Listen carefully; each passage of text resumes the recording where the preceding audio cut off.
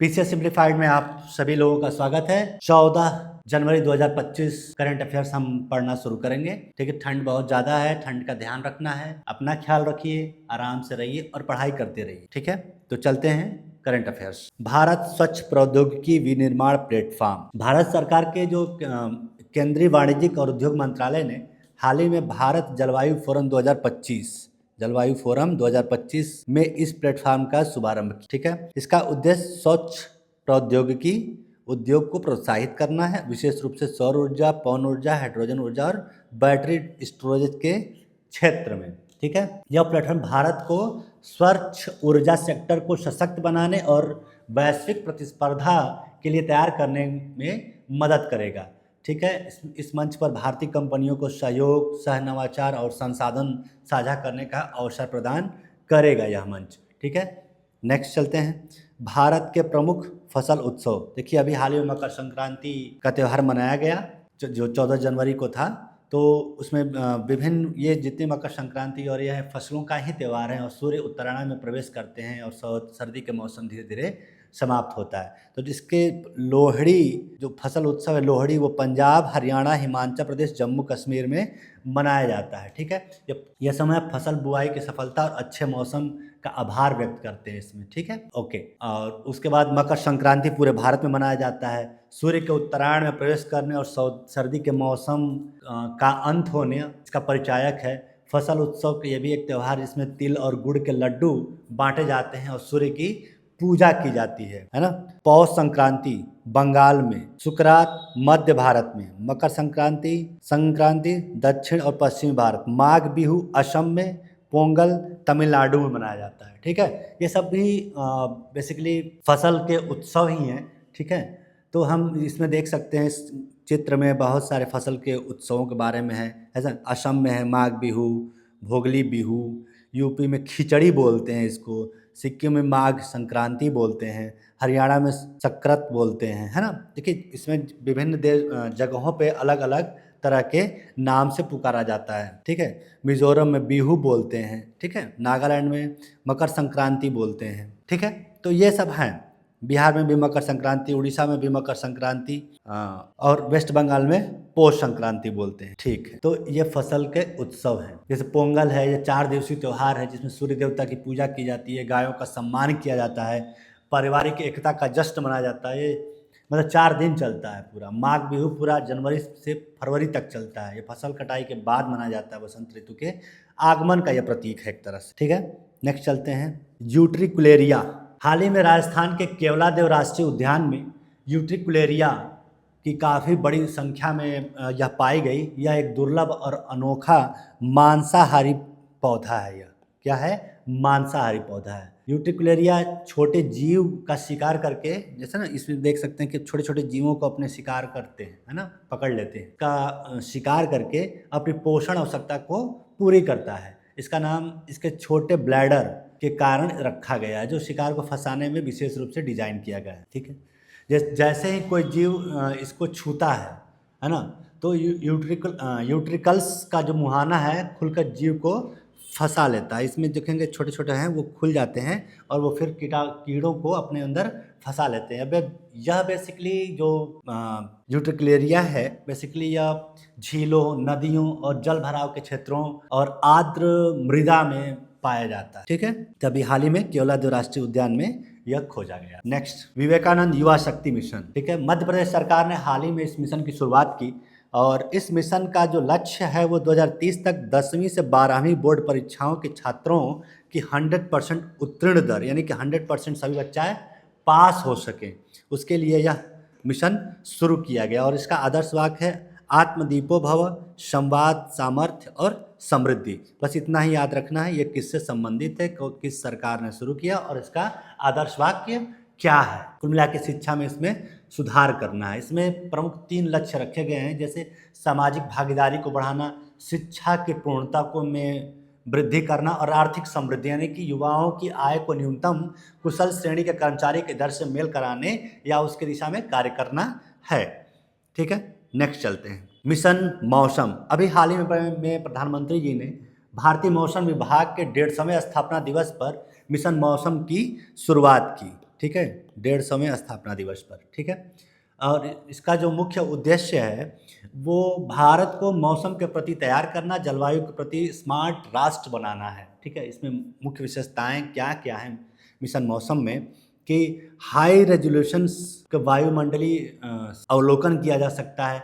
अगली पीढ़ी के इसमें रडार लगे हुए हैं, है ना, रडार लगे हुए हैं, उपग्रह से जुड़ा हुआ है यह, ठीक है, और कंप्यूटर से जुड़ा हुआ है। इससे सटीक मौसम की जानकारी प्राप्त हो सकती है। हालांकि मिशन मौसम की जो सितंबर 2024 में ही इसे केंद्रीय मंत्रिमंडल ने मंजूरी प्रदान कर दिया था, ठीक है, ओके। और इसी मौसम चलिए बाकी ठीक है। तो अच्छा, मौसम मिशन मौसम जो है भारतीय मौसम विभाग के 150 वर्ष होने के बाद ही लक्ष्य पूरे होने पर किया गया है। तो भारतीय मौसम विभाग की जो स्थापना हुई थी वो हुई थी 1875 में ब्रिटिश सरकार के द्वारा की गई थी। और 15 जनवरी 2025 को इसके 150 वर्ष पूरे हो गए, 150वां वर्ष चल रहा है। 1875 में ब्रिटिश सरकार के द्वारा स्थापित किया गया था। प्रथम प्रमुख इसके हेनरी फ्रांसिस थे। हेनरी फ्रांसिस इसके पहले हेड थे, पहले इंपीरियल मौसम विज्ञान रिपोर्टर थे बेसिक, है ना। इन्हीं के प्रेरणा से यह स्थापित की गई थी। फिर ठीक, इसका मुख्यालय जो है प्रारंभिक में मुख्यालय शुरू में इसका मुख्यालय कलकत्ता में था, बाद में स्थानांतरित करके नई दिल्ली कर दिया गया। कब स्थानांतरित किया गया? 1944 में, बाद में नई दिल्ली इसके मुख्यालय को स्थापित कर दिया गया। 1949 में IMD विश्व मौसम विज्ञान संगठन का सदस्य बन गया। इसके पास 6 क्षेत्रीय मौसम विज्ञान केंद्र हैं जो हर राज्य की राजधानी में एक मौसम विज्ञान केंद्र द्वारा संचालित हैं। स्वदेशी नाग मिसाइल MK2, यह मिसाइल जो है फायर एंड फॉरगेट तकनीक पर आधारित है, दागो और भूल जाओ, और यह तीसरी पीढ़ी की एंटी टैंक मिसाइल है और इसका विकास DRDO के द्वारा किया गया है, ठीक है। यह अभी हाल ही में पोखरण फील्ड रेंज में फायर एंड फॉरगेट तकनीक पर आधारित स्वदेशी नाग मिसाइल का सफल परीक्षण किया गया। इससे क्या होगा कि भारतीय सेना की टैंक रोधी क्षमता में वृद्धि होगी, साथ ही आधुनिक तकनीकों से लैस कर सेना को की शक्ति में इजाफा किया जा सकता है ना। नेक्स्ट, अभी हाल ही में ट्राइकोफाइटन टी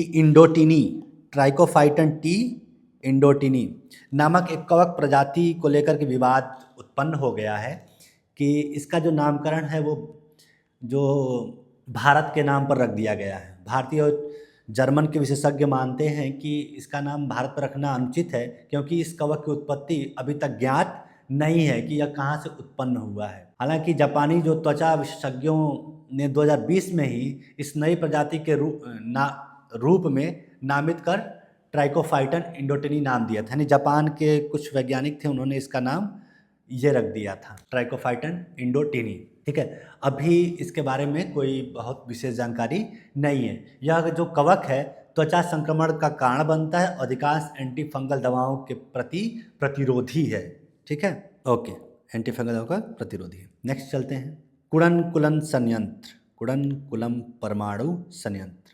अभी हाल ही में रूस की सरकारी परमाणु एजेंसी, उसका नाम है रोसाटॉम, रूस की सरकारी परमाणु ऊर्जा एजेंसी का नाम है रोसाटॉम ने कुड़नकुलम पर के छठे 1000 मेगावाट परमाणु ऊर्जा संयंत्र के लिए 320 टन वजनी रिएक्टर पोत नोवोरोसिस्क बंदरगाह से भारत भेजा।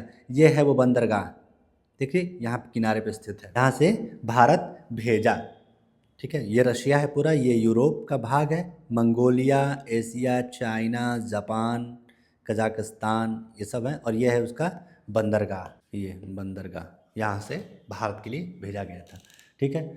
अच्छा, कुड़नकुलम जो परमाणु संयंत्र है वो तमिलनाडु में है। रिएक्टर पोत 2 वर्षों का है, ये इसका जो पोत भेजा गया है वो 2 वर्षों तक संचालित होगा। कुड़नकुलम में कुल 6 रिएक्टर होंगे जिसकी संयुक्त स्थापित जो क्षमता है वह 6000 मेगावाट है परमाणु संयंत्र की, है ना। वर्तमान में देखें तो इसमें चार जो यूनिट हैं अभी निर्माणाधीन हैं। पहली 2 इकाइयाँ 2013 और 2016 में स्थापित की गई थी, राष्ट्रीय ग्रिड से जुड़ चुकी हैं। तीसरी या चौथी इकाइयों का निर्माण चालू है ना। ओके, नेक्स्ट, आयुष्मान भारत प्रधानमंत्री जन आरोग्य योजना। अभी उड़ीसा आयुष्मान भारत प्रधानमंत्री जन आरोग्य योजना को लागू करने वाला 34वां राज्य बना। ठीक है, यह 34वां राज्य है जो इस योजना को लागू किया। जो पहले से चली आ रही उड़ीसा में एक योजना थी, गोपबंधु योजना, गोपबंधु जन आरोग्य योजना, उसी को आयुष्मान भारत योजना में एकीकृत कर दिया गया। इस योजना से लगभग 100 इस योजना से 1 करोड़ परिवारों को लाभ मिलेगा, है ना। 1 करोड़ परिवारों को शामिल किया जाएगा। अच्छा, आयुष्मान भारत योजना में, आयुष्मान भारत प्रधानमंत्री जन योजना में 2 मुख्य घटक थे। पहला जो घटक है वो स्वास्थ्य एवं कल्याण केंद्र, स्वास्थ्य एवं कल्याण केंद्र की स्थापना, और दूसरा है प्रधानमंत्री जन आरोग्य योजना। इस योजना की शुरुआत जो हुई थी वो 2018 में की गई थी, यानी 23 सितंबर 2018 को किया गया था। कहाँ से किया गया था इसको? रांची यानी झारखंड से इसकी शुरुआत की गई थी। यह दुनिया की सबसे बड़ी स्वास्थ्य आश्वासन योजना है, जिसका उद्देश्य 12 करोड़ से अधिक गरीब और कमज़ोर परिवारों को माध्यमिक और तृतीयक स्वास्थ्य देखभाल प्रदान करना है। इस योजना के तहत प्रत्येक परिवार को प्रति वर्ष 5 लाख रुपए तक स्वास्थ्य कवर मिलेगा। ठीक है, और जो ऊपर वाली एक योजना है स्वास्थ्य एवं कल्याण केंद्र योजना, इसके तहत 1.5 लाख केंद्र स्थापित किए जा रहे हैं जो प्राथमिक स्वास्थ्य सेवाओं को लागू करेंगे, ज़मीनी स्तर पर लागू करेंगे। ठीक है, कुल मिला के बात इतनी थी कि आयुष्मान योजना के 2 मुख्य घटक हैं। नेक्स्ट है जोरान मिलनोविक। हाल ही में फिर से क्रोएशिया का राष्ट्रपति इनको चुन लिया गया। उन्हें पहली बार 2020 में क्रोएशिया के राष्ट्रपति के रूप में चुना गया था, यानी दोबारा यह क्रोएशिया के राष्ट्रपति बने। क्रोएशिया एक यूरोपीय देश है। इसकी जो सीमाएं हैं Montenegro, Serbia, Hungary, Bosnia Herzegovina, Hungary, है ना, स्लोवेनिया और मॉन्टीनिग्रो से लगता है। और क्रोएशिया की राजधानी है जाग्रेब और इसकी मुद्रा है यूरो। ये मुद्रा यूरो अपना लिया और यह आर्कटिक सी के पास स्थित है। ब्लू फ्लैग प्रमाणन। अभी हाल ही में केरल के कप्पड़, कोझिकोड और चाल कुन्नूर डिस्ट्रिक्ट में है, समुद्र तटों को ब्लू फ्लैग प्रमाणन प्राप्त हुआ। इस प्रमाण के साथ भारत में ब्लू फ्लैग प्रमाणन प्राप्त करने वाले समुद्र तटों की कुल संख्या कितनी हो गई है? 14। पहले 12 थी, अब +2 जुड़ गई, टोटल हो गई 14। यह जो प्रमाणन है वो foundation for environmental education Denmark द्वारा प्रदान किया जाता है। Foundation for environmental education Denmark के द्वारा, डेनमार्क में एक संस्था है फाउंडेशन फॉर एनवायरमेंटल एजुकेशन, उसके द्वारा बीच को ब्लू फ्लैग प्रमाणन प्रदान किया जाता है और इसका उद्देश्य पर्यावरण संरक्षण और जागरूकता बढ़ाना, समुद्र तटों पर उच्च मानकों को सुनिश्चित करना। ठीक है, ये देखिए कुछ ब्लू फ्लैग प्रमाणन है हमारे पास, जैसे शिवराजपुर गुजरात, घोघला दीव, कासारकोड कर्नाटका, इसमें चित्र में दिया है गोल्डन, है ना, कप्पड़ केरला, यह कप्पड़ देख रहे हैं आप लोगों ने, ये कप्पड़ केरला। ठीक है, चाल कुन्नूर में है ना, इस तरह।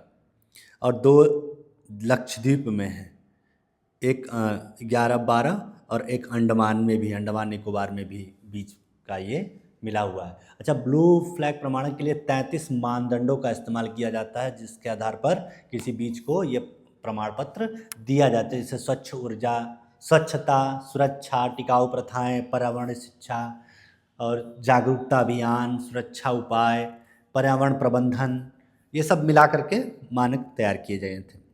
ठीक है, भारत में कुल मिला के कितने हैं? 14 हैं ब्लू फ्लैग प्रमाणन। ठीक है, नेक्स्ट चलते हैं। पंचेट वेधशाला।